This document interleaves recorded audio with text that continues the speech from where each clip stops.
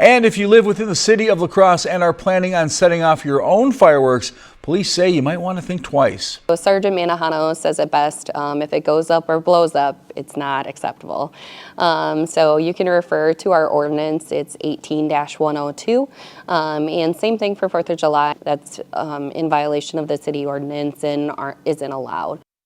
Now, according to the city's website, anyone caught setting off illegal fireworks could face a citation of $502, including court fees. Officials say the ordinance exists for safety.